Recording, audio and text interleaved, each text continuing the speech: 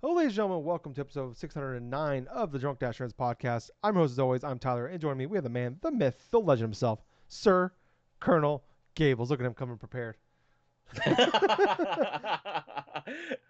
Man, I'll tell you what. I couldn't help myself this past week. I go to Walmart.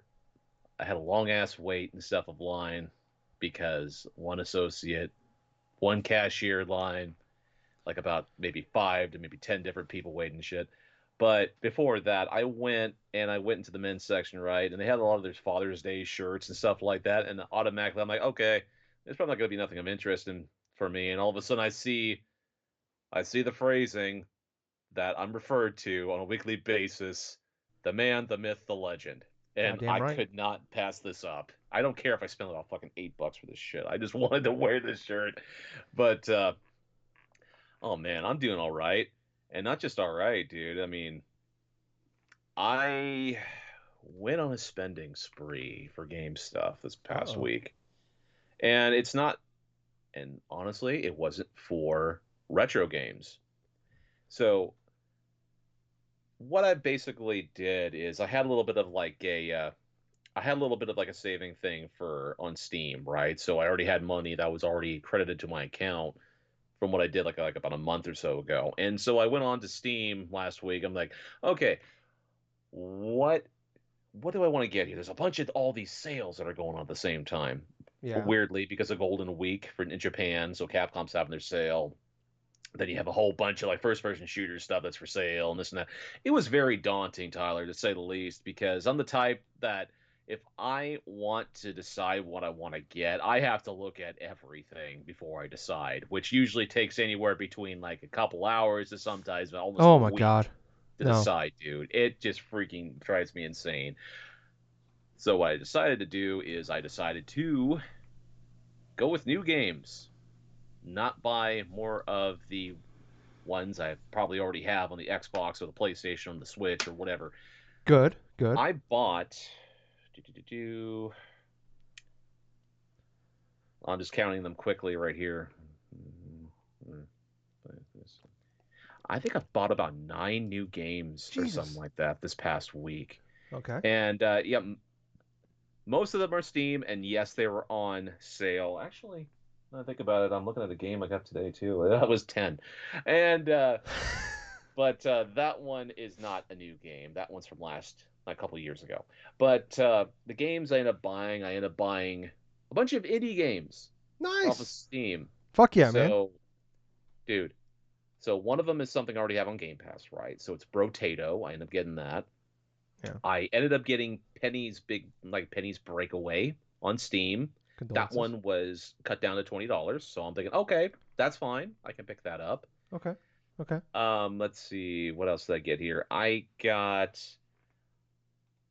Dice Folk. This is like an indie game or some where it's kind of similar in terms of like Pokemon and stuff, but you can just use die roll and stuff in order to do some like bit of RPG like stuff. Let's see. I got Pepper Grinder. Oh, okay. I All right. ended up picking that up. I also picked up another game by the name of Anomaly Agent.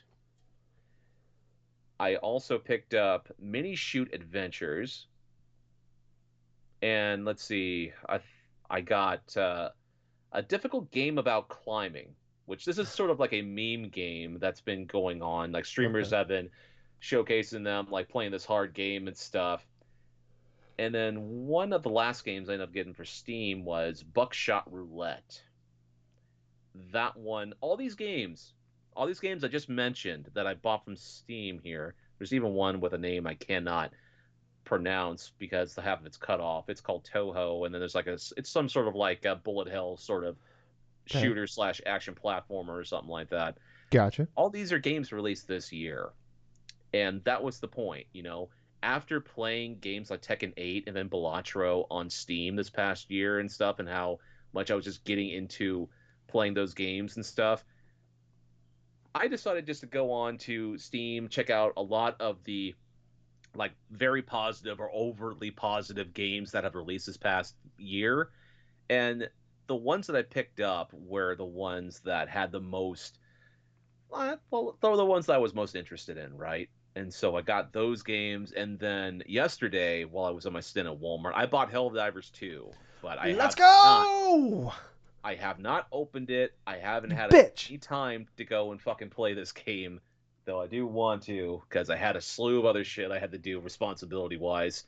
But yeah, man, I spent quite a bit in terms of collecting new games, trying out new games. Actually, yeah, more than I think about half of these games I bought for Steam I actually did play and try out. So I'll definitely be talking more about it later on in the show. But what have you been doing this past week, Tyler? No, like Gables, clanging and banging as always. Not a whole lot. Just another week. A week. We had a crazy weather week. We had a bunch of tornadoes here in Iowa, unfortunately, Ooh, and that's a scary. couple towns got taken out. If you are someone that supports George Kittle, Gables, I know you do. I know you, Mm-hmm. and obviously I do, being an Iowa boy. Yep. He's doing a cool thing right now. If you go I should have brought the link up, but if just look for George Kittle on Twitter, or on his Facebook, and he put out a shirt that has Iowa Strong on it. There's Hawkeye colors for Iowa Hawkeye, Iowa State colors. All the money goes to help those people that unfortunately a couple towns got wiped out. Oh, We had wow. over a half dozen tornadoes hit Iowa last night. Oh, God, Yeah, dude. so it's pretty bad. I'm a delivery driver, and basically my entire route got hit yesterday, so pretty scary. What? Yeah, Oh, so shit. yeah, it was pretty bad. So it was a very scary night last night, but luckily, I'm good. Everybody's good that I know.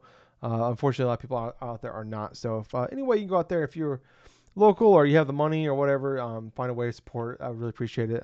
If you want, if you want to go out there and support and get a nice little shirt out of it, like I said, George Kittle does have a shirt. I'll try to find that. I'll put a link in the description too Okay. for you people out there to find it.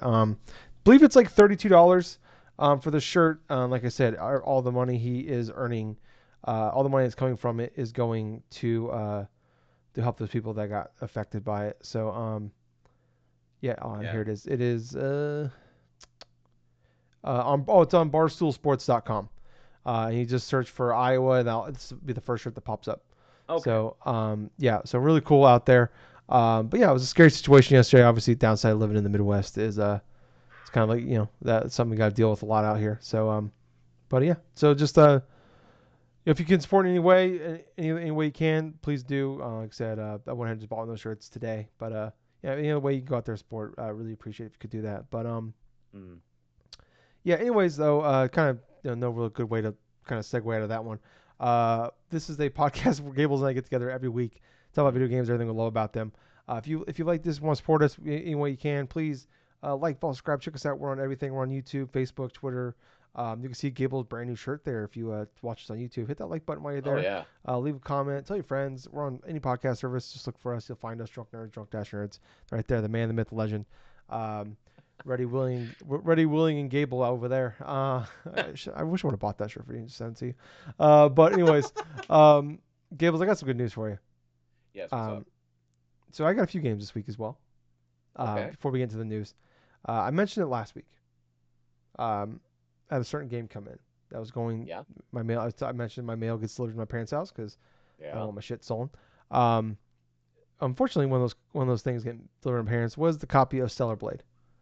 Okay. And I said my worst fear is because I have my parents use my Amazon account, and my Mm-hmm. worst fear is my parents would see the copy of the game. Well, because of all the storms going on, my dad was home on Friday, and Okay. then I ended up having to work late because I was running behind because all the storms going on Friday. Um, my sister had ordered something as well, and it was Oh. in the box with said copy of Stellar Blade. So, and then I get the notification, your package is 10 stops away. I'm like, okay. It's like 2 o'clock. I'm like, I'm hours away from being able to go get that.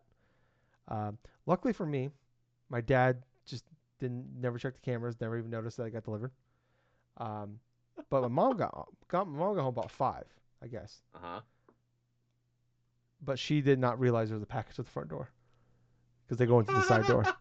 So Gables, and then after work Friday, I always go to the store, grab my shit. So I was like, my sister had to work. Luckily, she didn't get home until about 7:15. I got off work a little after 6. ran through the grocery store as fast as I could. Never got done shopping so fast. Missed a couple things. I have to go back now. But good news is, Gables, I was able to. I went out there. I pulled up. I'm like, all right, cool. God damn it, they're gonna. Like I was all nervous, and then I went up there up front. Box still sitting there. Grab my shit, take it out of the box, put it in my car, go bring their box in, grab my dog, go home. We're good, Gables. Nobody knows. Nobody knows, Gables. It's just me that knows that I'm playing Stoneblade, and that's it. And then everybody else here now too. So I'm good. I made it. You Don't have to deal are with the awkward so conversations about this game I'm playing. So you're fucking so lucky, dude, because everything that could have went wrong right there. yeah, It's packaged with your sister's like delivery. It's like your dad was there, but he didn't pay attention. Then your mom came there and then also didn't notice the package and yeah, stuff. yeah. I needed three things to go right for me, for them not to notice, and all three went right for me, and it's a miracle. So the video game gods were on my side that day. So I got my copy of that. I did another Crab Treasure. It's on Game Pass. I didn't buy it, but I have it on Game Pass. I'm gonna play that eventually. And then Tales of Kazira's out. I did buy. I've yet to play that. It came out Tuesday. It was kind of one of those things where it's like brand new game came out, but I'm like, I know I'm not gonna be able to beat this before. Even though I heard it's like 10, 12 hours. I'm like, I know I'm through. Excuse me, I had to talk to a burp there. Um, I knew I wasn't gonna be able to beat it before Yeah. Cellblade came out, so I'm like, I'm just gonna wait. So I'll go back play those ones later. Right now I'm focused on Cellblade. Talk about that more later at the end of the show. But I just wanted to give a little recap to people that maybe listened to the podcast last week. I broke it out. And I made it separately as a clip on our YouTube channel. So um, if you guys maybe want a little recap of what happened there, that's what happened. So I'm good for now. Anyways, unless I die and my parents see that copy before I'm able to trade it in. So I'm not through the woods yet, but I'm starting off pretty good. But Gables, let's get into what not what we've been playing. But let's get into some of the news this week. Not a lot going on. I thought it was like I was telling Gables for the show. I'm like, man, like putting together the show notes this week is gonna be so easy because there's so much shit happened. In the weeks where there's so much happened, it's almost like you're just cutting stuff out. It's like almost stressful because I'm like, there's too much stuff to talk about. I'm like, man, so much like every week seemed like there's a lot of stuff going on.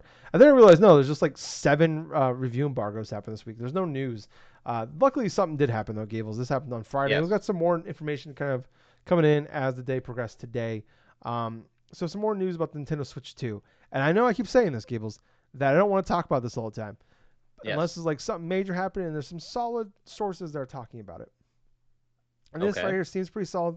Some other people have been talking about that Pyro guy, whatever Pyro, the guy that knows everything about Nintendo Directs where they happen, has talked Oh, about it. Central Links has okay. talked about it.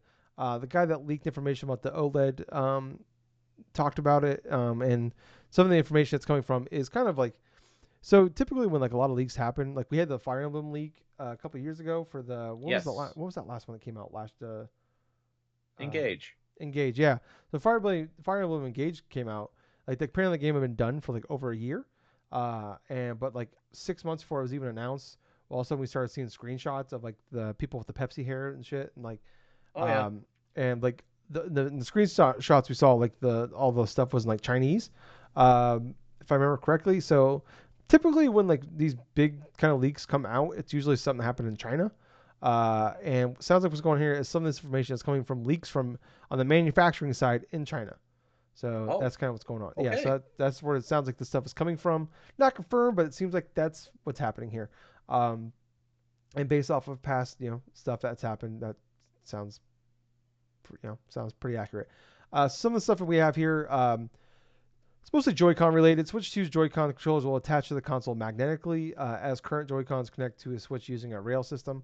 Um, so that kind of came out before, and there's been some updated stuff today. Apparently, the Switch One Joy Cons and Pro controllers will work on the Switch Two, but only via Bluetooth. So obviously the Joy Oh, Cons, that's fine. Joy Cons won't connect. Like obviously they can't slide onto the Switch Two. But you can still use them. So you can like if you have the weird goofy controller thing, it looks like a sad dog. You have that. Um, or like if you want like like I have like 12 I think Joy Cons at this point. I don't know why. I it's so stupid, but I have them. Um, but yeah, so that's something that's still apparently the new Switch Joy Cons will still use HD Rumble. Um, Okay. yeah, so I don't really know what's using that though at this point. But anyways, um, Switch 1 game cards will be supported on the Switch 2, but the new Switch 2 cards will not fit on a Switch 1. So, I wonder if that means, obviously they're going to change the form factor of it, but I also wonder if that maybe, obviously this thing's probably going to be a lot more powerful graphically. So maybe they're going to have bigger cards. I don't know how that's, obviously I don't know like if it necessarily needs bigger cards, but I can see them making it bigger, so that way people maybe don't try to cram it into the old one and it breaks or something. The new Joy-Cons are larger and magnetically attached using a electromagnet to secure them. The the SL, SR buttons are metallic now. There are two new buttons, one behind the Joy-Con and one below the home button. No idea what that means or what's going to change exactly. Some differences about the dock we have here. The dock will still use USB-C and will have some 4K support. Don't know what that means. Obviously, it means 4K, but who knows if the things can actually do 4K. The new dock looks pretty similar to the current dock. The main difference is that one side is more rounded. The kickstand has a damping bracket for improved adjustments. So I know the OLED dock apparently is better, and like the Yes, little it is. kickstand is supposed to be better as well. On Yes. the new one, I've never used one, so I don't know. I still have my launch Switch, So so basically, Tyler, it's for the OLED switch stand and stuff. It's basically the size of almost the entire back of the system instead it's of got like a better little. support. It does have better support, Yeah, and it's like you could just literally just lift it up and stuff, and it just basically it's like an entire half of like the yeah. system itself instead of like with a regular switch where you just have a nub It's like a where little you can just 2 inch put that thing. where you feel like you're gonna break it off as soon as you try to freaking just pull Yeah. it. I've all I've ever heard people like me. I remember when that thing came out, people were like talking about putting it on the plane and trying to set it down. Like that was like the first thing they tried, and they said it went terribly. So I don't think I've Mm. ever even tried to take the kickstand out of my Switch. So, and then they said the screen is gonna be 8 inches and will support 1080p, up to 1080p rather. So that's kind of information we got here. Um, a lot of curious information right now. Gables, kind of like coming off of this, like assuming this is all true, how are we feeling? Okay. The questions come up right now in terms of the whole electromagnetic stuff, in terms of the batteries, in terms of like just the controller stuff in general for me, because one of the best controllers that did it right was the Dreamcast, because it also had sort of similar sort of like gyro type of things to where it's not like plastic on plastic or something, and you're not grinding over time. It's more or less sort of like a it's more or less sort of like I forget the term of what it was called though, but the reason why a lot of like Dreamcast analog sticks did not wear out over time and got stick drift is because they were using some form of magnets or some to help like stick, not just stick though, but like there was something along those lines of those analog sticks that were fairly good and that did not rely upon the traditional means like what other console makers have done with their like controllers up until this point. I'm kind of wondering if it's something similar to that, or if it's just like something that's like kind of a little bit different than that. Because when I think of electro, like magnetic type of stuff and things that are supposed to be sticking on via magnet stuff, I'm thinking of a couple things. Like I'm thinking, how long of a shelf life is this magnet going to be going and like working? Then another thing is like if it because of the length of this stuff, it's like if it eventually does go out, am I just going to see like, say, for example, if this thing hooks unconnectedly to the side of the system without a rail system or something that what the current Switch has for their support for their Joy Cons, is it going to be one of those things to where unless it has something like holding those things into place, is it just going to be kind of separate that plugs into the sides of the system itself? Because if that's the case, then if those magnets were to wear out, those little controllers are going to just fall off. They're Well, not I going to mean, keep themselves on. Gables, the good news is Nintendo's really good about making sure that their Joy Cons never, ever, ever have issues about anything ever for the entirety of the generation of the console. Oh god.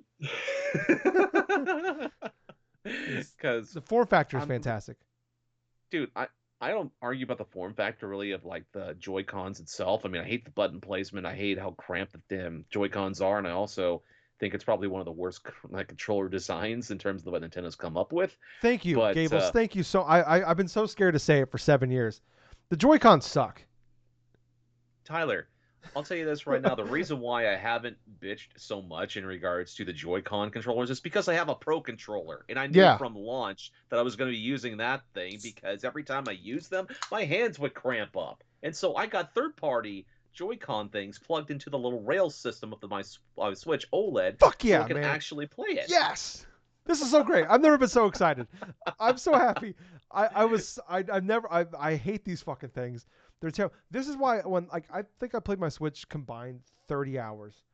It's Uh, over 7 years of it being around. I hate playing that thing because I try to take it with me on like to work from my work break. I'm just sitting there for 30 minutes to an hour with nothing to do. yep, And I'm like, I'll just, I'll play this. And I play it for like 20 minutes. I'm like, I hate this. I don't like, this is not comfortable. So I'm so happy, the Gables, that you agree with me. Fuck the dude, Joy-Cons. Burn them. dude. Other than that, though, it's like if Nintendo came out with this controller and stuff for their next system and it's better in terms of the quality of, say, the joystick, the analog stick, I should say, I mean, I would be more welcome for that. But we're coming across a couple different questions and stuff now that comes up because if you're using like a different proprietary things, it's like they're going to have their own obviously little individual issues as well. But as long as I welcome these type of changes, as long as the little controllers work well, if the magneted stuff works well and stuff, and it doesn't have like a bunch of the really nuisances that the regular Switch has. I mean, I'm fine with that. As it comes to the game card stuff, I mean, I'm kind of expecting the new system not to work with the old system anyway. I mean, come on, this is the Nintendo commonality, as is for obviously for every other game system that's come out and stuff. The new games are not generally going to work on the older systems Yeah. because they want you to buy the new Yeah. systems. But I wasn't expecting that. Yeah. But yeah, I like, think I go ahead. Go ahead. well, I was saying it's like as far as like being a little bit possibly like a little bit bigger than like the Switch cards or whatever the heck and stuff. I'm thinking of like DS to 3DS and stuff to where it's like you have the little squares in terms of the DS Oh, cards and all yeah. of a sudden the 3DS one comes out, there's this little lip or Yep. something on the side of it. They keep you from trying to plug it into the old system. I'm thinking Yeah. along those lines because the Switch is like it's lanky. It's like it's small, but it's like lanky to an extent. So all I'm expecting now is like if they're gonna keep on the line, I'm just gonna see like these little two little lips or something like that for the side. It kind of look like a little miniature dog or some shit. Yeah. What if they just make them thinner but longer? It's Oh like my god. it's like the size. It's like thick as a toothpick, but it's like fucking like a foot long. It actually goes into the side of the console. It goes all the way through it. That'd be pretty sweet, Oh actually. god. If it slipped by the game card or something on the side of the console, I think people that would throw a lot of people off because they're so used to traditionally plugging it into the top of the system or the Or the bottom of the bottom. system. Yeah. Yeah, Gables. the I've 3DS. I said for a long time, consoles need more holes. You know, I'm tired of doing the front. I'm tired of doing the back. I want to do the side sometimes. Let's get a little crazy with it. I've been saying it for a lot of years now. You know what? I've always been out there looking for the most fuckable console. And if they put that cartridge on the side, we might have a new contender here. So, uh, but I don't know. Like, obviously making the Joy Cons bigger, I think is definitely the right move. I know they probably made Mhm. them more for the children. I definitely probably say it's most likely for the children because it's Yep. definitely not for, I don't know what adult or teenager they would think those would be comfortable for, especially if you're just using one. I remember just trying to play Mario Party, the first Mario Party that came to that thing, and like playing with some other people. And I'm like, this sucks. like half of I have like 12 of these Joy Cons. Half of them have fucking drift. Yep. And then like even when like they do work, it's like this is uncomfortable. And then we're doing like half the time I'm doing a weird jerk off motion. So um, that's weird. Um, but I doubt they're gonna fix that. But yeah, making them bigger. The magnet thing, like I don't know. I don't know how magnets work. I'm not a scientist. Um, I'm You're not the assuming master of magnet, Tyler. I'm not the master of magnets. If anything, I'm the master of the anti-magnet. At least that's what Oh. women tell me. But anyways, um, I imagine like obviously the Joy-Con drift stuff aside, I kind of think that like they have an idea and plan of like this thing's gonna work long term, like 4 or 5 years. Like oh, like oh, or, like we're talking about like they make the shit.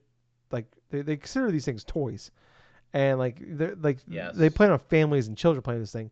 Like if your kid fucking drops on the floor and there's some dust in the floor and a bunch of dust gets on it, and now it doesn't work, or like they decide to dunk it in the fishbowl and get it water. And I imagine it's still gonna like there's something's gonna work there. Like uh, so I don't know. Like I gotta assume like I said I'm not the master of magnets, Gables. I'm sorry, I'm not.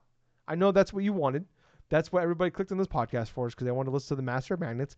I'm not him. I'm not that guy. Aaron Paul from Breaking Bad is the master of magnets. Magnets bitch.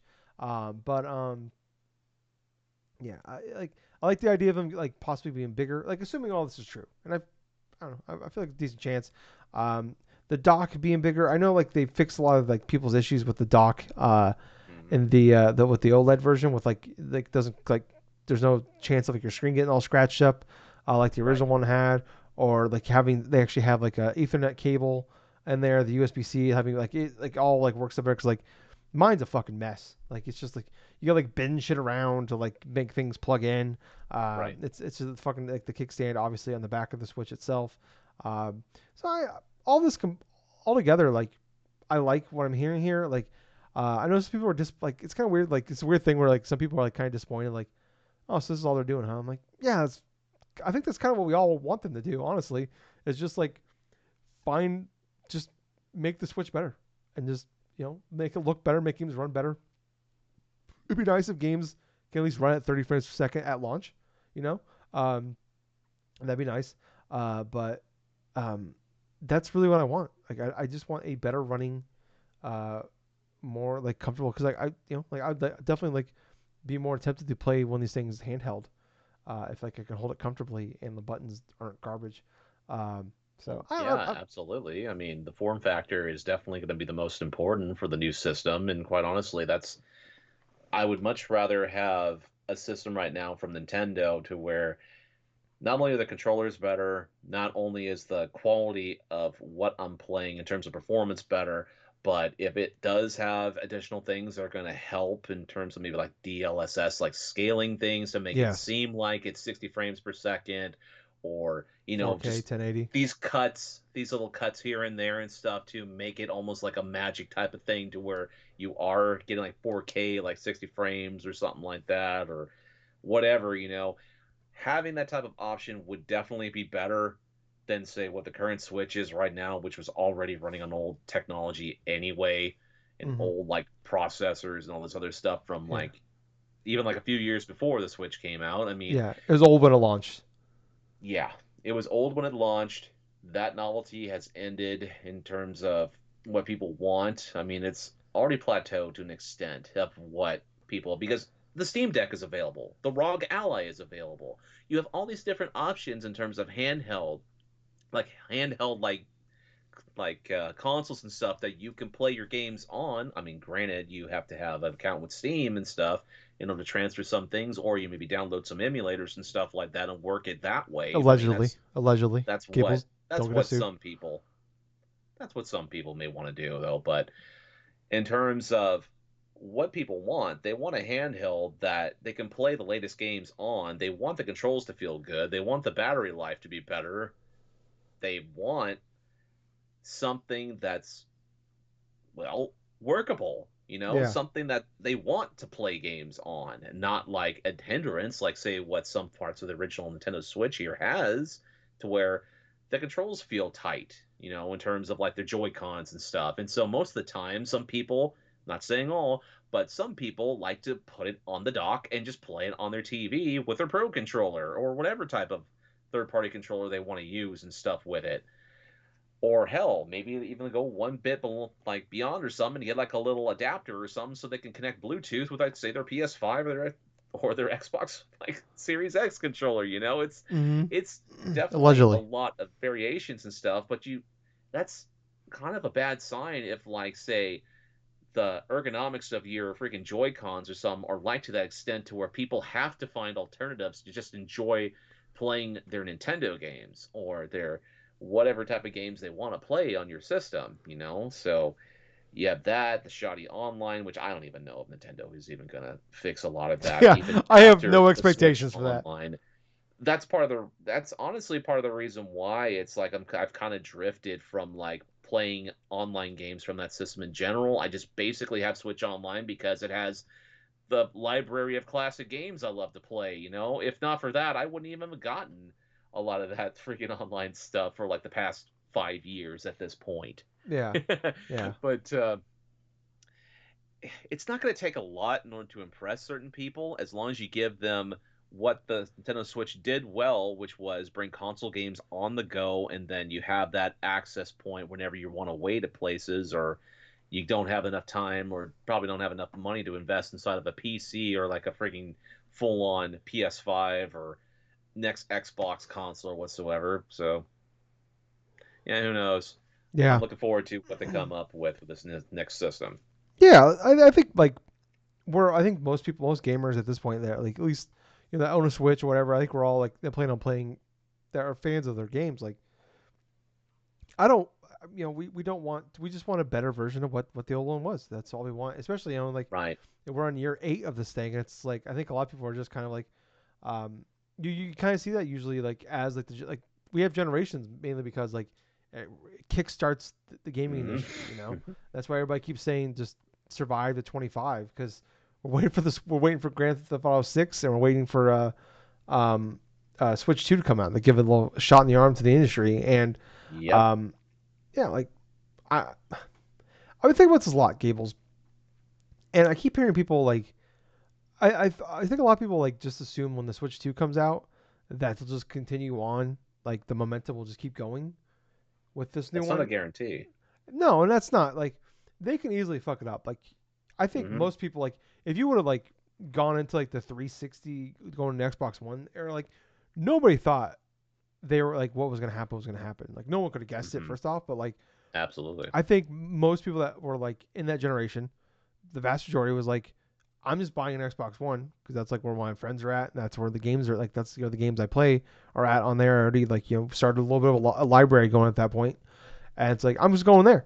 And then obviously they bungled it, and then tides start from there. So it's like we've seen Nintendo Wii with the Wii U, we've seen obviously with the PS3, like we've seen them all fuck up Yep. when they had all the momentum, and momentum can stop like that. We've seen Nintendo take the momentum back like that with the Switch. Multiple They times they've taken yeah the momentum back. yes yeah they will not die. Um, but yeah like I don't think they're like I think like it's kind of like the weird thing of like we talk about like we look at like the PS5 right now, and everybody's just kind of like, oh man, like they're not doing as well as the PS4. And like I've talked about this before, like there's only been 2 home consoles ever in gaming history that have sold more than 100 million units. Hmm. That's the Nintendo or three now. Three. I'm sorry, three. Well, that's the Wii, the PS2, and the Hmm. PS4. Like that is like an anomaly. Most consoles like don't do that. Like like No. the Xbox One sold like around 60 million units, and that's pretty good. That's good still. That's kind of probably like you take those three out. That's probably the average, honestly, of like what you look at I think the PS3 and Xbox 360, as big as the 360 was, sold about 80 million units. You know, um, Yeah. and like that was the peak era of console gaming was that era right there. Um, so I think like we talk about like we look at like we look well I guess the Switch now is the fourth console. I keep forgetting that I keep forgetting. So I'm adding consoles like they all sell over 100 million units. But I look at the Switch where like I look at the Wii U as like that's an anomaly that Yep. can't happen again. That probably will never happen again. But I also look at the Switch a little bit could be a little bit of an anomaly. A lot of things went their way that like they had a lot Yep. of breaks that like some bad breaks where like I've talked about this a lot where basically they gave up on the Wii U. Like 2014 was like that was like the last hurrah. We had Splatoon after that. We had some those like C and D tier games come out towards the end of that thing to keep Right. it going. But they basically had 2-3 years to build games up in a library to then put out. We had that awesome first like 9 months on the market of like banger after banger every month for basically like I said like what from March to November every month we had Yep. a big game come out. They had a bunch of really great games that came to the Wii U that nobody played. That when they didn't have a game coming out for a while, they can just pull one of those ports and port it over to the console, and boom, we see Mario Kart 8, one of the best selling games ever for Nintendo was a Wii U game, and Yep. it's the biggest game they've ever made, and it's on the Switch. We've seen they've been able to backfill that with everything's going on. There was a global pandemic that hit that gave it, like, when we talk about like the PS5, like we're like what 3 years in, we're in the fourth year now of that console, and we had the guy that runs PlayStation saying, they've hit the peak of what they think PS5 will do. It's still going to sell, but like it's not going to hit the numbers they did, 2022, 2021. Mm-hmm. Year 4 of the Switch was 2020. And I Yep. remember, like, and that thing, like, you couldn't find that thing for over a year. I remember, like, No. my ex, we wanted to buy her because her nephew would always want to come over here because he would always want to play my Switch. That's all he would do. He would want to come over and he would sit there and just play the Switch. He just played Mario Kart and Smash Brothers nonstop. Almost every weekend he'd come over here and play that. So we wanted to buy him a Switch, and the only thing I could find was a Switch Lite. I felt terrible. I couldn't find him, like, because everywhere was wiped out. And like, if you want to go on eBay and buy one, 4 years into this thing, you got to go on eBay and spend $100 over the value at the store. Yep. 4 years later, because that's how big this thing was. So there are a lot Yes, of it things. was. Obviously, the games were there. You take out all the Wii U. I'm not trying to talk shit. I'm not trying to take away anything from the Switch. Switch is one of the greatest consoles of all time. It's probably the greatest Nintendo console of all time. And if people tell me it's their favorite console of all time, I don't have an argument against you. Like, you know what? You're probably I right. wouldn't blame you. No, and I don't blame you either. Like, that's great. It's probably, if I had to make like a top 5 list, it might be in there for me. But I think a lot of things went their way to like make this thing as big as it was. And obviously it was bigger before COVID. It got bigger after COVID. But we talk about, they just delay this thing from this holiday to next year because the games Yep. aren't there. So we're going into an era where like they're delaying this thing 3, 4, 5 months to make sure they have games ready to go for this thing and have them coming Yeah. at a decent pace. And we've seen, like, there's been periods in this generation where like they didn't have anything coming for like a whole, like, for like 2020, like they had Animal Crossing and that was it. I think we had like Yes. Paper Mario Color Splash. 2021 we didn't have much either. 2022, 2023 were pretty good years. Obviously we Yep. had fucking Zelda last year, so that's a pretty great year.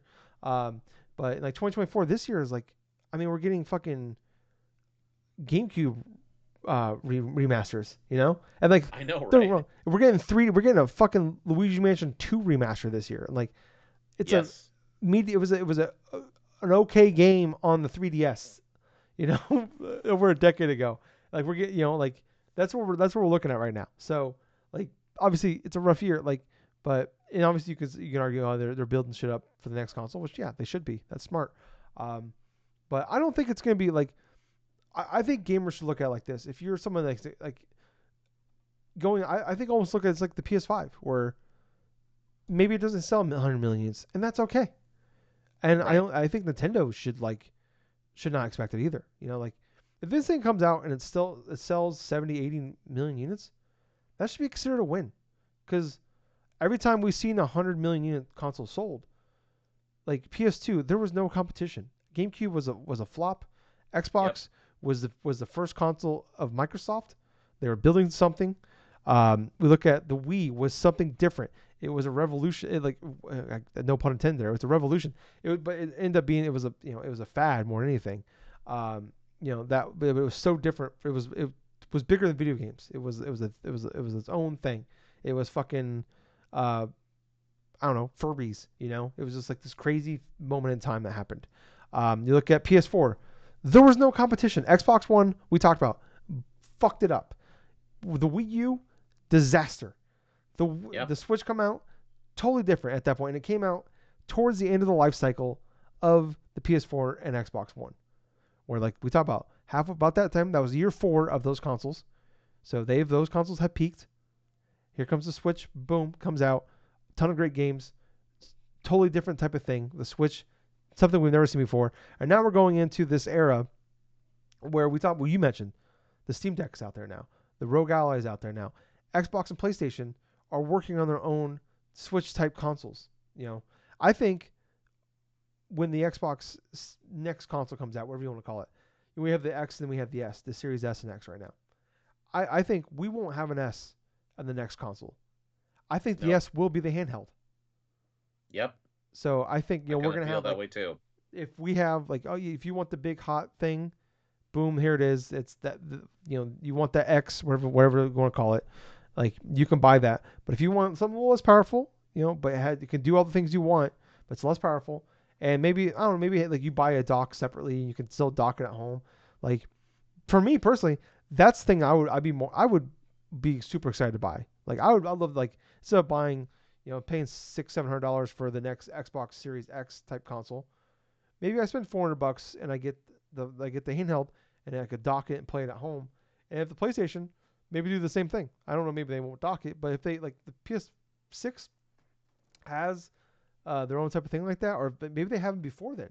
It's not out of the ordinary, like, or it's not out of the ordinary, but it's not crazy to believe that maybe next year, you know, into 2025, we're getting an Xbox and PlayStation handheld. They're like the Steam Deck. Like it's not crazy to think. So I think they created the market of the Switch, or what that is, Mm-hmm. and Yes, now they we're going did. into a very crowded market, and there's going to be new competitors out there for them. We're seeing more types of Steam Decks and Rogue Allies out there. It's third-party style ones. We're talking about PlayStation, Xbox potentially, most likely getting into these, especially Xbox. Sounds like it's very likely. Um, I think, like I said, I don't think the Switch 2 is going to be a failure. Like I think if the Switch 2 is a failure, either the games aren't there or Nintendo royally screwed this whole thing up. Yes. But like Nintendo makes great games. They're the best first party developer out there. Like maybe not for me.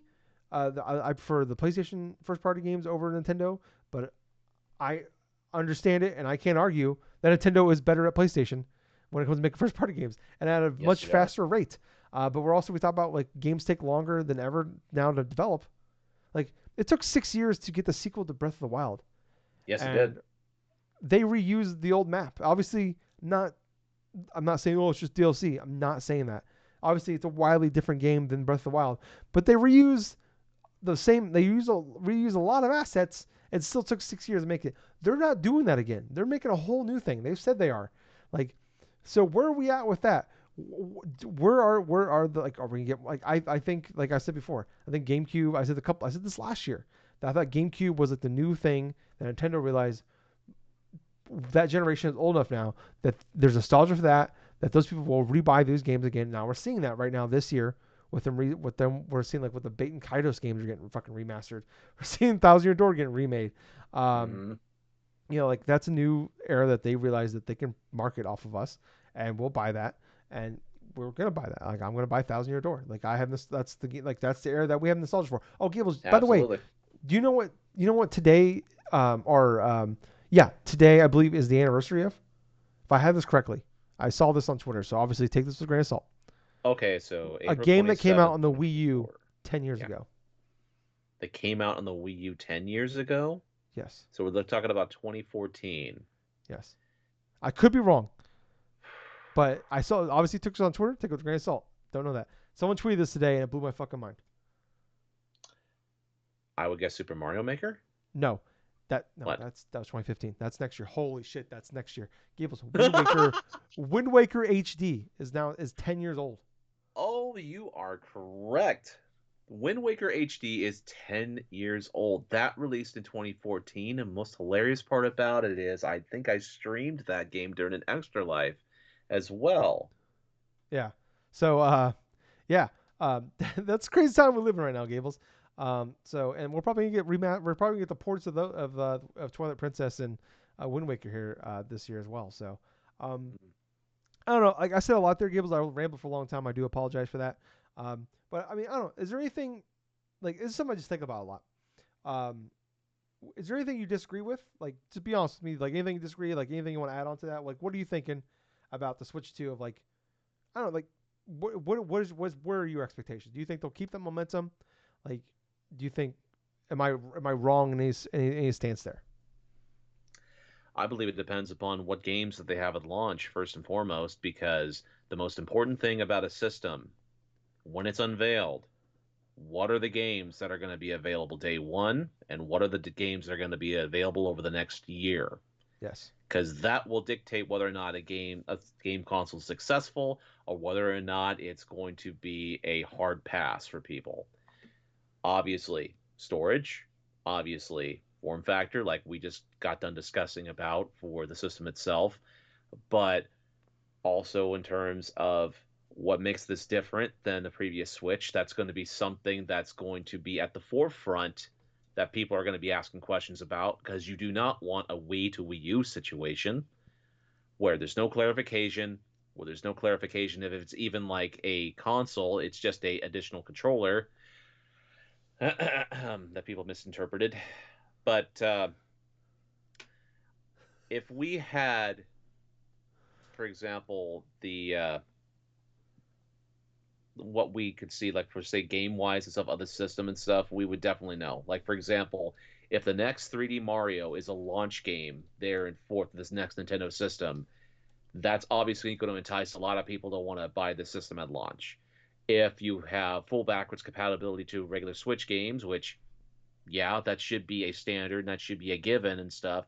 Okay, that's going to entice people. Okay, maybe I can just move my account and my games and stuff over to this next system, barring some catastrophe that happens to your account. But as far as say the future and stuff, I think the Switch 2 is definitely going to be in a crowded market because you brought up the good points of Microsoft and PlayStation potentially having their own Steam Deck like or Switch like handhelds that they could go through and compete entering into this market because of seeing the success of not only the Switch but because of other companies delving themselves into the pool, dunking themselves into the pool. Steam with a Steam Deck, like ROG Ally stuff from like, God, I forgot what exactly the brand was for that company, but I'm just saying it's like you have all these different companies that are now making their own Switch-like systems, their own Aces. portable PCs, quintessentially. Yeah, Asus, Mm-hmm. exactly. Asus, ROG Ally, and stuff. But it comes up to what's this next system going to have that those systems like say why should I say put down the Switch or put down the Steam Deck or put down the ROG Ally and stuff in favor of a Switch 2 or in favor of a portable Xbox or a portable PlayStation, that's the biggest question. That's one of the biggest questions that people are going to want to ask and stuff. But immediately, the number one thing that they have to hit from the gate is what games are available at Yeah. launch. Yeah. Yeah, you nailed it. Yeah, like that's the thing I've been harping about for a long time now. Is like it's not what's on day one. What am I playing 3 months from now? What am I playing 6 months from now? And like they had to absolute home run with. We had like what we had Arms, Splatoon 2, Mario plus Rabbids Kingdom Battle, Yep, and Mario Odyssey. Like the first year, like brand new games. Not even counting the and not to ports. forget Breath of the Wild as well. Yeah, that's Zelda at launch. Yeah, so yeah, I think you're like 100% right. That's another great point. Yeah, like yeah, like I think they're gonna have that Mario game at launch, but like like say they have that in March. Cool. What's the big game I'm gonna be playing? Like is Mario Kart the big game in November? Is it going to Um, be like a Metroid game at launch? Maybe Metroid Prime 4? I mean, we don't know. yeah, yeah. I think Metroid Prime 4, if that's the launch game, like I've said, like I've said over and over again, like I think like they typically like to have two games at launch. I think Yep, Metroid, I've said time and time again, Metroid Prime 4, I think is it's too small to be a launch game, and it's too big to be the B game. So, um, right. yeah, I hope that game comes out this year, because um, I worry that game might get lost in the shuffle a little bit, if it's not. So I don't know. So but yeah, we went really long on that, but hey, not a lot going on this week, guys. So let me know what you think. If I'm crazy on that, people, let me know. Unless you're like a weird like Nintendo hater or like crazy fanboy, then just keep your opinion to yourself. But otherwise, let me know what you think. Actually, you know what? Yeah, comment for the comment because the more people that comment helps the algorithm. So let me know. Tell me I'm an idiot. That's fine.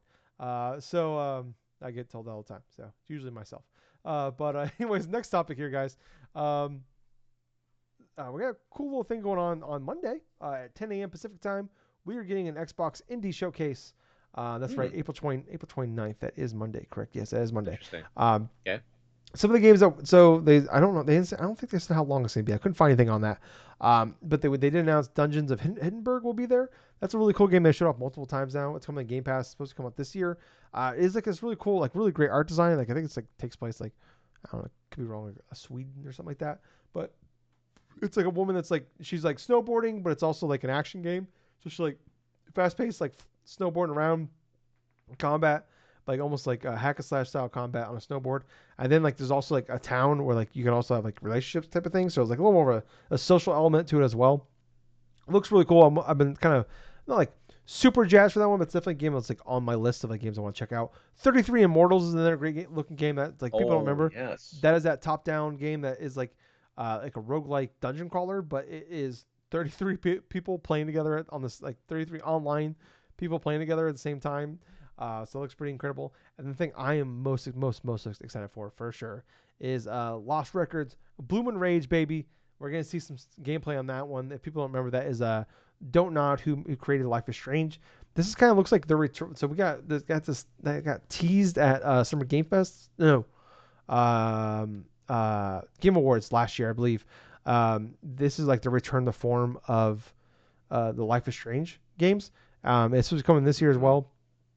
Super excited for that one. That's probably honestly one of the games I'm most looking forward. I'll say like maybe Hellblade. At this point, maybe the most excited I am for a game the rest of the year is Lost Records. Just I know it's like we got a little tease each other, but like just for the thought of like, man, if Don't Nod goes back to that fucking Life is like goes back to Life is Strange style game, I'm ooh daddy, I'm in. I'm all in. And there's gonna be a lot of others.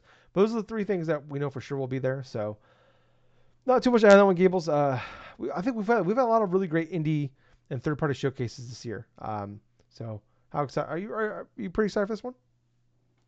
Honestly, I wasn't even aware that there was going to be an indie showcase coming from Microsoft on Monday. So, yeah, that's sort of a surprise to me. But yeah, I have low expectations, so I'm going to see what's going to go on. I'm kind of curious to see how 33 Immortals has been shaping up because that's something I've been sort of interested in, Mm, considering I am starting to get on a kick of roguelike stuff as of late. So it's just really kind of weird. psychopath. But well, you are talking about the dude that spent 92 hours playing Elden Ring and actually beat it. Yeah, that's true. You still play Vampire Survivors, so I don't know what I'm talking about Oh here. yeah, I love that game. Yeah, it's a great game, but I was able to break the addiction. You're still hooked. Well, to be perfectly honest, though, I haven't really played that game in a couple months. Really? Yeah. Did you get your chip for it, like for being clean sober for Vampire Survivors, or they just stopped Well, I sending them haven't mine? played. Well, that's just the thing, though. I haven't played any Vampire Survivors because I've been so interested in playing like other games like Balatro and plus freaking Yu-Gi-Oh on the PS5, dude. Okay, well never mind. We're gonna bring that chip right back to playing Yu-Gi-Oh. So that's the gateway drug. It's like I'm done doing coke, or it's like I'm done doing meth. I'm just doing coke now. So that's the difference. So yeah, I'm pretty excited for this one. I think we've had two really good Nintendo indie directs this year. Like if you're a fan of gaming out there, and I see a lot of people talk about, oh, this is a bad year for gaming. Like it's not gonna be a great year for first party stuff. Maybe even some on the third party side, but man, indies have just been holding up the fucking boat, Oh this yeah, year on gaming. It's been a great year for indie games. So it's nuts, dude. yeah. So I think it potentially could get even better if we get some more games announced, especially if we get some release dates. Which I'm Dungeon of Hindenburg we've seen a couple times. 33 Immortals we saw last year at Summer Game Fest for their Xbox event, and then Lost Records. I'm assuming at least release dates or windows for all of those. But moving on here to some other news this week. Just a couple things. Gables, uh, Metaphor Refantasio, Refantasio. I don't. Whatever. It's coming October 11th. And then Gables, Samus was going to be in Fortnite, but Nintendo said only if it's exclusive to the Switch. So, um, Yeah, yeah, that definitely sounds along the lines of Nintendo because they do not want their IP onto their consoles yeah, which or kind of other sucks. platforms in general.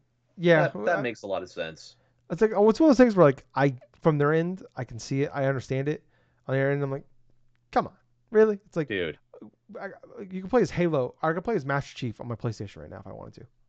Well, I understand that, Tyler, and stuff, but this is from the same company that freaking went after Gary's mod for having 20 years worth of like Nintendo IP like content like Yeah, on their fucking servers and stuff like that for PC. So if they're gonna go after something as minute as that, in the grand scheme of things and stuff. Of course, they're going to go and protect the IP of something of like Metroid and stuff on one of the biggest freaking platform games or something, in terms of Fortnite, even Yeah. though they just missed out on a huge payday because of that.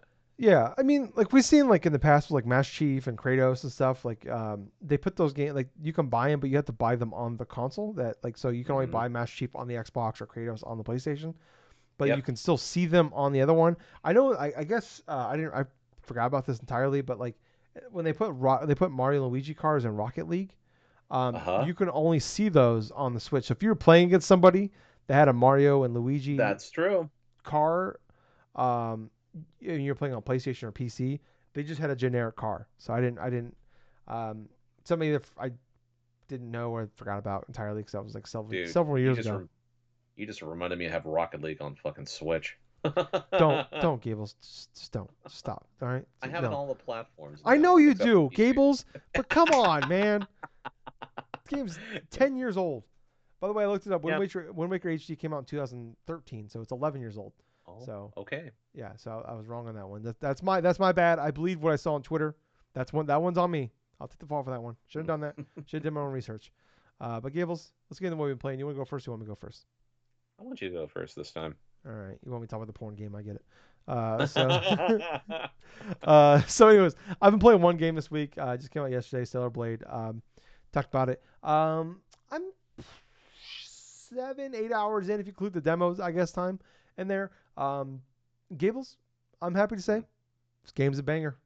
It's a great Good. game. I'm really liking it. Like, I talk about quite a bit. People, if you've listened for a while, not the biggest like Dark Souls like From Software game guy. Like that's just not for me.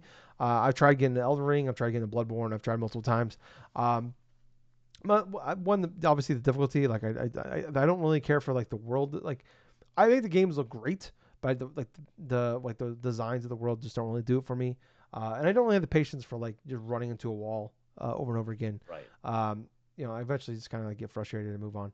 Um, but I love those styles of games. I love the gameplay of it. I love like the loop of it. Like it's basically just a 3D Metroidvania. Um, I'm here for that. And that's kind of what this is, but it's a little more. I guess there is a story mode and a normal mode. I'm just playing a normal mode, obviously. Um, but I'm just man, this like the combat feels really really great.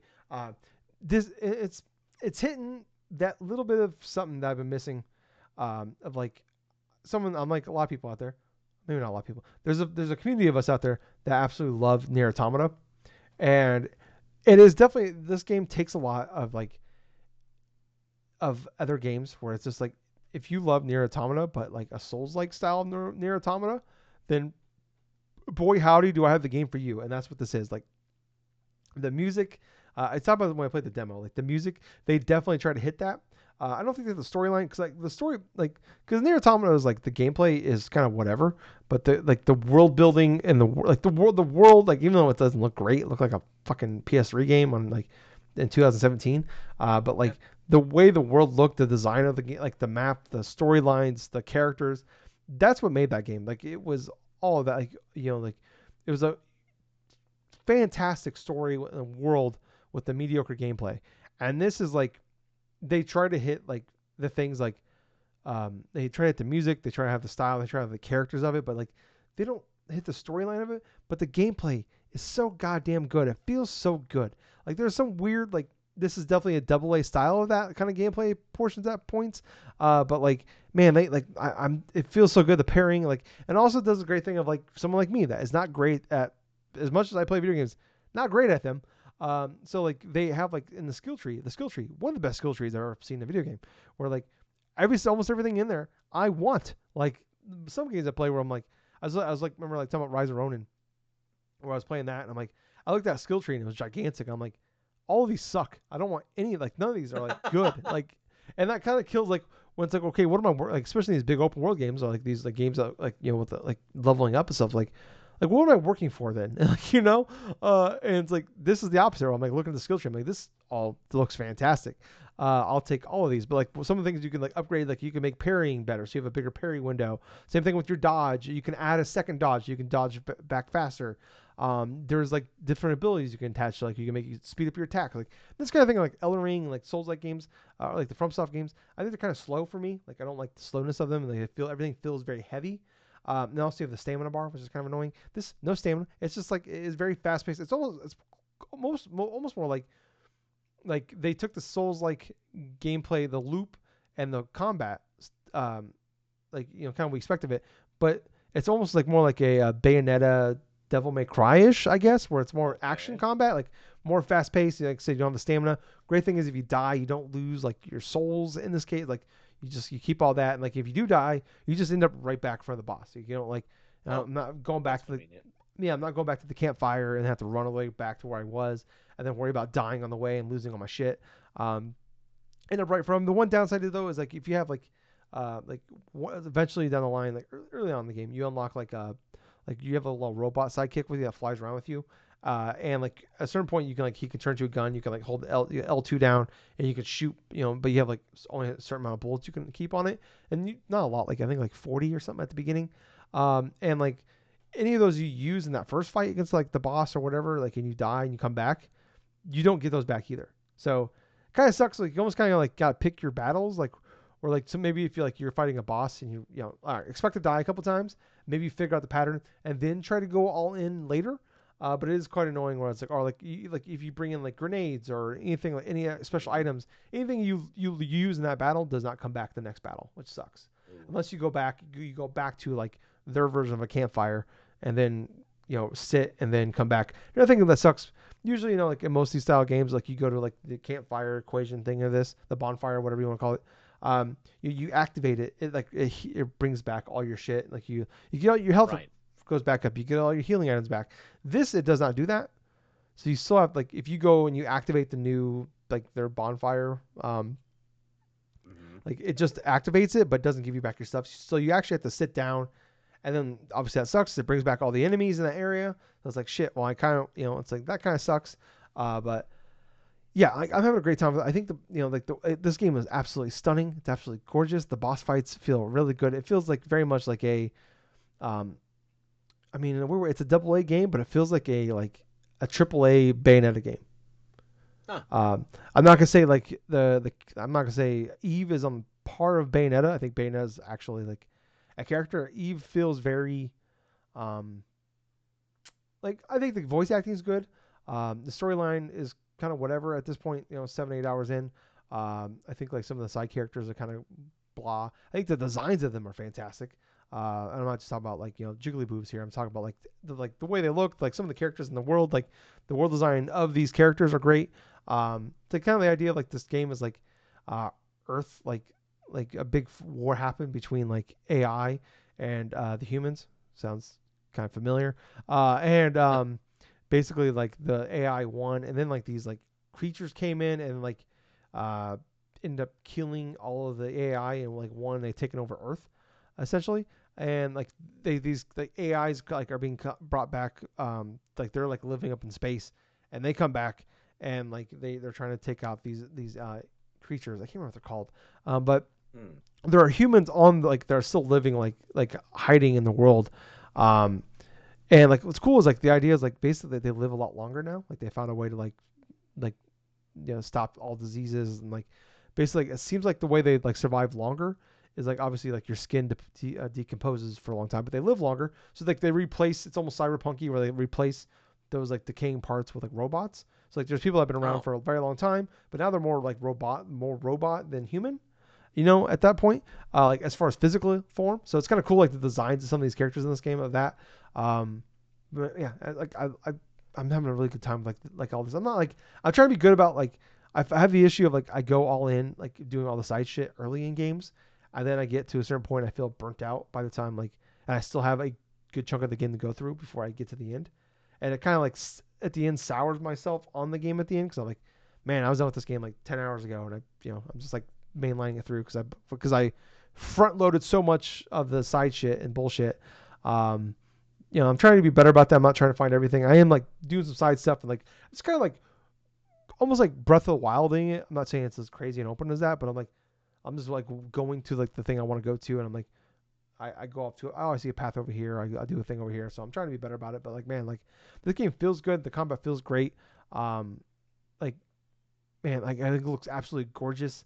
Um, like yeah, this game it's really good, especially from like Shift Up. This is their first actual console game. They've only made mobile games before this. Blows me away. I cannot believe that a team that's never made a console game before put out something like Yes. this. It is like I think it's like an 82 in OpenCritic.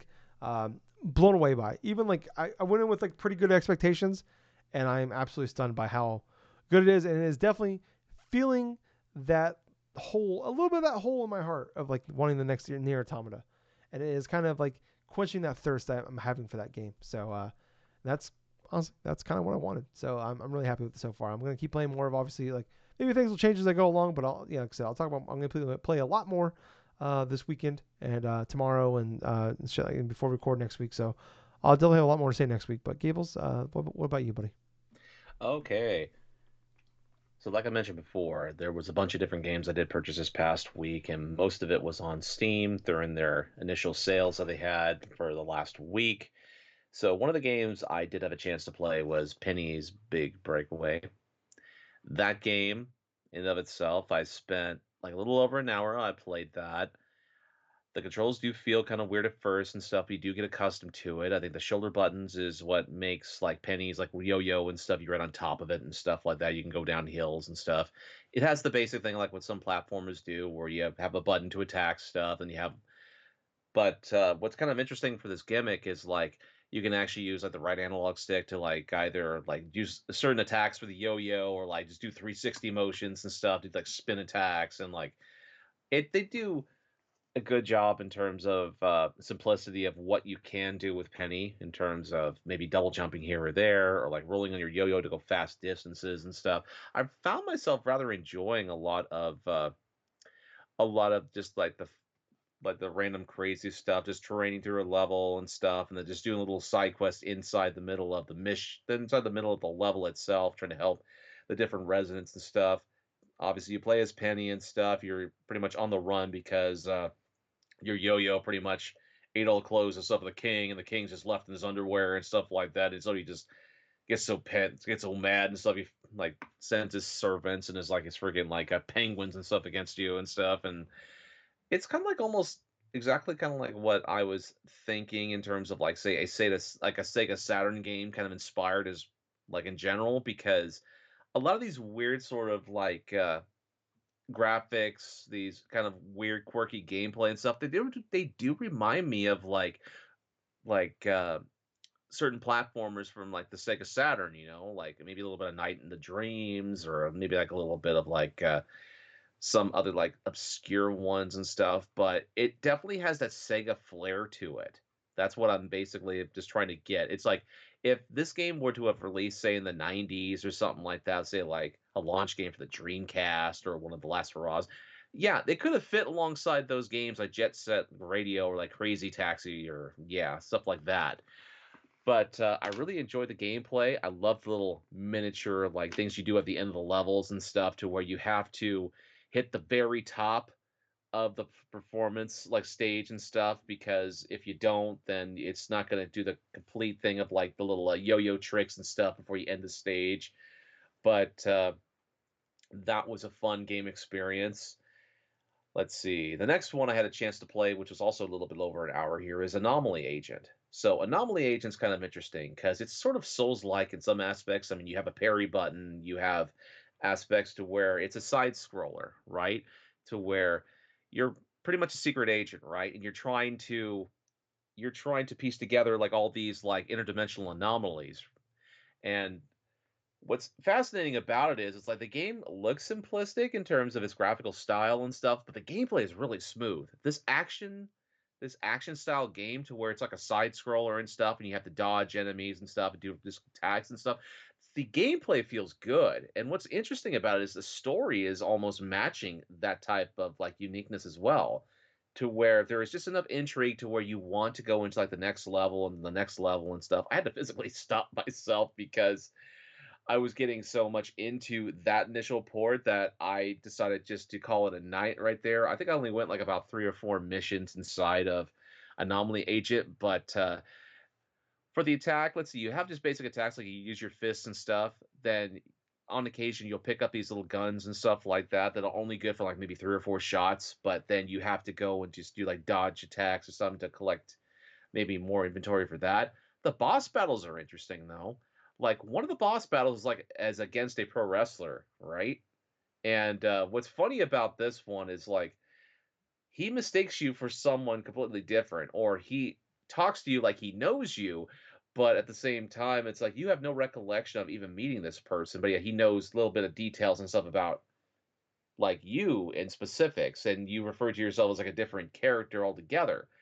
So that's what ends up leading up to this boss fight, right? And so it's basically you try to dodge his like his big flashy attacks, but along the way you're able to do little bits of damage here and there and stuff. Whereas one of the people you come into like contact with that's been helping you along up until that point will toss you weapons and stuff. Will toss you like little guns and stuff. And so what you're trying to do is you're trying to dodge this wrestlers like big old power like shoulder tackles and like clotheslines and these jumps and stuff like these body splashes and stuff. But on the way you have to pick up these guns and you're supposed to like to shoot the wrestler and stuff as quickly as possible and stuff, and then try to do whatever. And but I have enjoyed the boss battle stuff so far. That's at least one of like a couple other types of fights you can have inside this game. I think all in all, you're supposed to be looking like for 5 fugitives, right? And the wrestler is like one of the 5 fugitives. So he's actually one of the very first ones you get to fight against. And the battle itself is pretty fun. Did have to retry it a couple different times because the timing sometimes would be a little too quick from my reaction time. But yeah, I really did enjoy playing bits of Anomaly Agent. Story's interesting, gameplay solid. Boss battles are pretty unique for what I thought was going to be. But let's see, I haven't played that game. Another game that kind of frustrated me a bit, and it's kind of the intentional thing that the game's supposed to do, is called like a game about climbing. The game about climbing.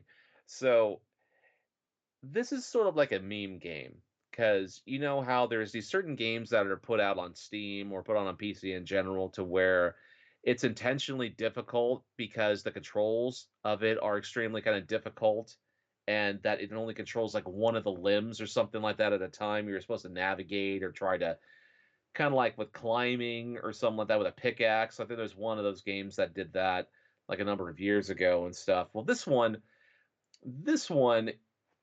is you as a dude or something, and you basically have to use like motion. You have to use motion of like the control stick or the mouse and stuff alongside using on the Xbox. You have to use the shoulder, like the trigger buttons. So, for example, each trigger button, like on the back of the controller, would control one of the hands grip. So you have to move like with your analog stick, right? Like up or down or something like that in order to control its momentum. So if you if you push up on the control like on the analog stick, it'll propel you up. But you have to use the shoulder button, that trigger button, in order to grab like the thing of the rock of the cliff. And so you have to navigate yourself and try to figure out how do you climb up higher and higher. The whole goal is you getting to the top. But how long you're going to be able to take to get to the top is going to decide upon how fast you can do it, figuring out what shortcuts you can take without having to slide or drop all the way down. You cannot touch any type of like smooth surfaces because if you try to grab those, you'll immediately start sliding down and stuff. I tried that game for close to about an hour, and oh my gosh, dude, it kept getting frustrating. I had to switch from playing mouse instead try to switch to play my Xbox controller because it was a little bit easier when doing it with just the Xbox controller, but it was still super difficult because I would think I'd have something like grasp on, but I'd just be a little bit out of the reach and I just kept sliding down and stuff. So this is definitely the type of game where if you don't have a lot of patience of it, it's going to drive you freaking nuts. The game was only like about $10 anyway, so it's not like I really lost anything from it. And it's just one of those games you're supposed to play like little bit over time, right? Like, say if you're in the mood and you want to try something difficult, then yeah, you could do that. It's supposed to be one of those. Oh, okay, if you conquer this kind of thing, it's more representative of life. You know, you got to tackle these challenges. You got to go and try to navigate yourself through this stuff. But another game that I did have a chance to play, and I'm just double checking just on my little thing if that was the last one I did play. Yes. Yes, this is one of the last games I actually played this week, and that was called Buckshot Roulette. Buckshot Roulette released, I think, around a week ago, right? It's only like about $2 and something. I think like 250 or something like that. So I did not have any expectations for this game. I basically went upon the Steam reviews, right? And they had a bunch, yeah, like a couple thousand people that rated this game, and it was overtly positive. I'm thinking to myself, okay, you're having a lot of positive view, like a lot of positives about this game. Well, it's only a couple bucks. Let's see. I'm gonna try this one out. So the premise of this game, Tyler, is you face off against a dealer, right? You both have shotguns, and you play this game of Russian roulette with shotguns. And so what basically happens is the dealer will go through, he'll give you a certain amount of bullets or something like that Okay. for like each round. And so you'll have sometimes if you start off, you'll have one active bullet and then you'll have two duds. Hmm. And so basically you have a couple different options of what you can do. You could use it to shoot the dealer, you could use it to shoot yourself, or you could do something else entirely, which is use different weapons to manipulate the probability and the outcome that you would win, or like really screw over like the dealer or something like that. So, for example, there are different items that will help you increase your odds of winning against the dealer. You have handcuffs, which the handcuffs will allow Kinky. the deal. Well, it is kinky, but at the same time, it will allow you to skip a turn, right? Okay. So the Okay. dealer, if you use it on the dealer can't do his next turn. So it lasts for one turn. You have alcohol, you have like a can of beer, right? And so that is supposed to it's supposed to eject the current bullet from the shotgun, like your shotgun, right? And so you could do that. You could you could actually use combination of different things. The next one is a magnifying glass. And so the magnifying glass allows you to check what bullets you have in the chamber of the shotgun itself. So you can only see like about two of them at a time, really. And what ends up happening is like you can use an item like that. You can check to see if like say you have a dud or something first off, or you have like an active one, but your opponent will not know that. You know, he'll know you use the magnifying glass to see what's inside, but the last one is a carton of cigarettes, right? A little package of cigarettes, and the cigarettes let you recover one heart. So let me tell you something. The heart system is really simplistic. You have a set amount of hearts that you have per round. You start off with three, you'll eventually go up to about maybe five or six, give or take the final round with a dealer. And so, as you may expect, things can get fairly crazy rather quickly. So, for example, the first time I actually played a round or something, I got all the way to I think it was like the final round with a dealer. To tell you a long story short, Tyler, a run with Buckshot Roulette, like an average run, is sometimes will not last more than say like 20 minutes. So you could actually beat this game within 20 minutes, right? Oh, okay. Yeah. But here's this thing. This game is pretty fucking addicting too. And there are things you unlock after you beat initial games. Like say you'll unlock certain modes or something. There's one that's like double or nothing. There's like things like that sort. So here's the basic kind of here's the basic the kind of thing that happened to me during this initial run, right? To where I'm figuring out the items for the first time, right? And so I read the thing, so I have the dealer cuffed, right? And like I have my shotgun, and then like I freaking drink a can of beer, right? Eject the bullet without me realizing what the active bullet was. Then I go forth. I use a card like a pack of cigarettes and stuff, recover one heart in my heart meter because I'm already down to like my last heart. And then I choose to shoot the freaking dealer, knowing full well I had like maybe a 25% probability of actually getting in an actual like active chamber because I had just accidentally eliminated like a live round and stuff. And so I basically was in the thing where there was two active rounds, two duds. And what I do, I eject one of the active rounds, and I don't know what the next one is. I shoot the dealer, right, with the last active round. And so I shoot him, right? And then as soon as that happens and stuff, it's like he doesn't know what the next couple ones are. And so I'm like, okay, try to shoot him or shoot myself and stuff. It's like duds and stuff. And of course, because he has the handcuffs on and stuff, you could do that. Or for some crazy ass thing, I've actually had the dealer's accidentally shot himself with this thing. It was absolutely hysterical when this happened. This was during the final round that actually led me to beat this game, to where he had me handcuffed, right? And so he had this active bullet stuff.